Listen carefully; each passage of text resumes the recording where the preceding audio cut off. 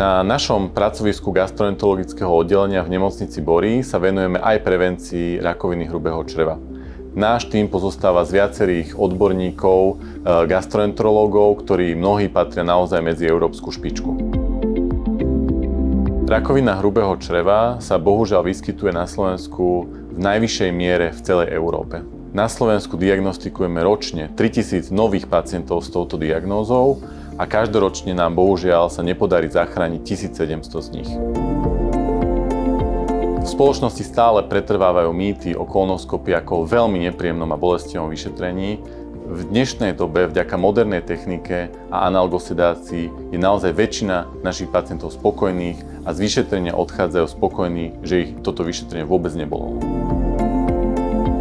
Dnes sme tu mali dve pacientky, dve sestry, ktoré sa rozhodli podstúpiť preventívnu kolonoskopiu. Rozhodli sa tak pretože u ich otca bola diagnostikovaná rakovina hrubého čreva. Očakávania boli také všelijaké a strach som mala, ale dalo sa to vydržať. Pocity mám z toho dobré. Keď som prišla do ordinácie, bola som chvíľku vystresovaná, ale zdravotný personál, sestričky, lekári hneď ma ukludnili, takže príjemná atmosféra bola na tom vyšetrení, takže potom ten strach, stres, všetko opadlo odo mňa. Vyšetrenie bolo bezbolestné, odporúčam to aj pre tie ostatných pacientov, aby si boli istí, že sú v poriadku. Toto vyšetrenie ukázalo, že som v poriadku. S pánom lekárom sa uvidíme až o 5 rokov na preventívnej ďalšej kontrole.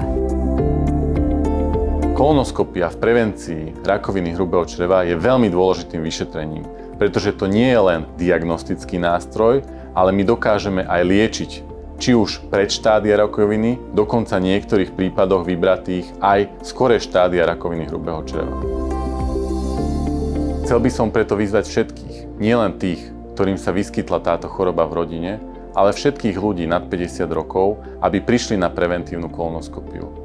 Kolonoskopia nie je strašiakom, ale je to výborným preventívnym nástrojom veľmi vážnej choroby.